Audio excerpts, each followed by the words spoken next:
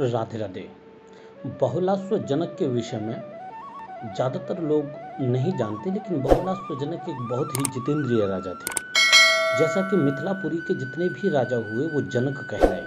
जनक कहलाए क्यों? क्योंकि उस गद्दी पर जो भी राजा बैठता था वो विदेह हो जाता, उसे ब्रह्म का ज्ञान हो जाता। और क्योंकि उस गद्दी की जो देखरेख करते थे वो अष्टावक्र थे। अष्टावक्र प्रत्येक एक राजा, जो भी राजा उस गद्दी पर बैठता वह जनक कहलाता, क्योंकि वह अष्टावक्र के सानिध्य में वह ब्रह्म ज्ञान की उपाधि पाता और फिर वह ब्रह्म ज्ञानी होकर विदेह राज कहलाता। उन्हीं के शिष्यों में एक शिष्य हुए जो कि जनक कहलाए। उनका नाम था बहुलास्व जनक। बहुलास्व जनक की महिमा के विषय में चारों दिशाओं में यह बात थी कि जो भी बहुलास्व जनक के साथ सत्संग कर लेता था वह मुक्ति के मार्ग की ओर बढ़ जाता था।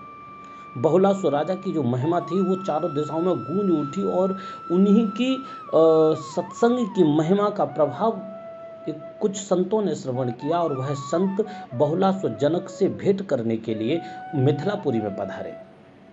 जैसे ही वह जनक मिथिलापुरी में पधारे, उन्होंने क्या देखा? सत्संग भवन है। सत्संग भवन में अनेकों जन सत्संग श्रवण कर रहे हैं। बहुलास्व जनक की ओर देखा। बहुलास्व जनक निर्वस्त्र स्वयं दो स्त्रियों के ऊपर हाथ रखकर बैठे हुए हैं। सत्संग चल रहा है, सभी एक दूसरे में संपूर्ण ध्यान केंद्रित कर बैठे हुए हैं। और उसी समय पर जो ऋषि आए हुए थे उन चारों ऋषियों ने बहुलास्व जनक को इस अवस्था में देखा कि वह स्वयं निर्वस्त्र हैं और दो स्त्रियों के ऊपर हाथ रखे हुए हैं। तो उनके मन में प्रश्न आया, आखिर ये ऐसे कैसे सत्संगी हैं, ये ऐसे कैसे प्रभु की चर्चा कर रहे हैं कि ये स्वयं ही निर्वस्त्र बैठे हुए हैं। बहुलास्व जनक को नहीं मालूम। पर सत्संग पूर्ण हुआ। बहुलास्व जनक जब आए तो बहुलास्व जनक से कहा, आप कैसे सत्संगी हैं, आप कैसी हरि चर्चा करते हैं, आपको किसने इस उपाधि पर बैठा दिया? आप स्वयं निर्वस्त्र दो दो स्त्रियों के ऊपर हाथ रखकर निर्लज्जता से आप सत्संग कर रहे हैं। ऐसा सत्संग होता है, इस तरीके से सत्संग होता है।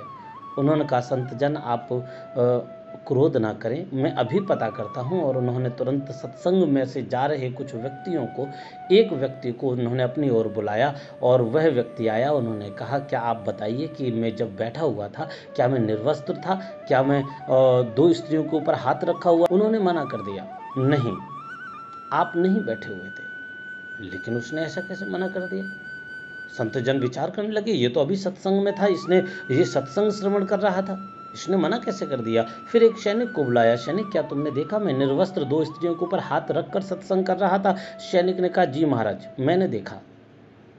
सैनिक ने देखा, क्योंकि सैनिक का कर्तव्य है रक्षा करना, वो राजा की रक्षा में है। लेकिन राजा तो सत्संग में है और जो सत्संग में आ रहे हैं वो भी सत्संग में है, उनका ध्यान भी सत्संग में है।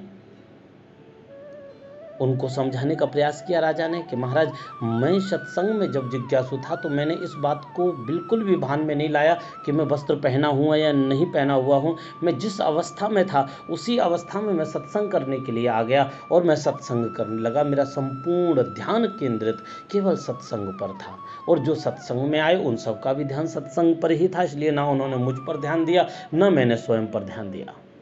कहा, ऐसा कुछ नहीं होता, स्वयं को बोध होना चाहिए अगर यदि आप सत्संगी हैं तो। लेकिन राजा को सुझाव सूझा, मैं संतों को समझा नहीं सकता। इसलिए उन्होंने क्या किया, 4 पात्र घृत के भरे हुए उनके हाथ में एक एक पकड़ा दिया। एक 4 सैनिकों को बुलाया और कहा, सुनो, अगर यदि तेल की एक बूंद भी गिरे तो इन संत के सर को धड़ से अलग कर देना। और सुनिए, आप महाराज जन, संत जन सभी लोग जाइए, पर याद रखिए मेरा नगर देखकर आइए, ये बहुत सुंदर है, परंतु एक भी बूंद इस तेल की पृथ्वी पर नहीं गिरनी चाहिए, नहीं तो ये आपका शीश जो है धड़ से अलग कर देंगे।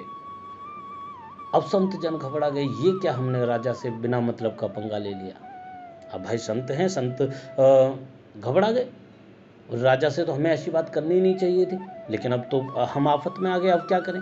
अब तो अगर यदि एक तेल भी बूंद गिरी तो हमारी मृत्यु हो जाएगी। परंतु मृत्यु होना स्वाभाविक है, इसलिए संपूर्ण ध्यान मृत्यु के भय से उन्होंने पात्र पर लगाया और एक भी बूंद पृथ्वी पर गिरने नहीं दी। संपूर्ण नगर घूम कर आ गए। राजा ने पूछा, बताइए आपको मेरा चौक भवन कैसा लगा, आपको मेरे चौराहे तिराहे जो स्थान बने हुए हैं सुंदर सुंदर वृक्ष वाले, वो आपको कैसे लगे? कहा, महाराज हमने नहीं देखा, हमारा संपूर्ण ध्यान इन पात्रों पर था कि कहीं भी इनमें से एक भी बूंद ना गिर जाए। कि तो इसी तरीके से मेरा संपूर्ण ध्यान सत्संग में था और मैंने नहीं देखा कि मैं वस्त्र में था या निर्वस्त्र था। याद रखना, जब मनुष्यों का संपूर्ण ध्यान एक तरफ एकाग्रचित हो जाएगा, जब एक और संपूर्ण ध्यान हो जाएगा, तब दूसरी ओर से आपका जो ध्यान है वो भंग हो जाएगा और आप जिस मार्ग पर भी चल रहे होगे वही मार्ग आपके लिए योग्य, उचित और श्रेष्ठ रहेगा। इसलिए याद रखना, जीवन में मुक्ति के लिए भक्ति बहुत जरूरी है और भक्ति के लिए मन की एकाग्रता, चित्त की एकाग्रता, बुद्धि की एकाग्रता अर्थात संपूर्ण ध्यान एक जगह केंद्रित होना अति अनिवार्य है, बहुलाश्वजनक की तरह है। इसी के साथ में इजाजत चाहूँगा। राधे राधे। जय जय श्री कृष्ण।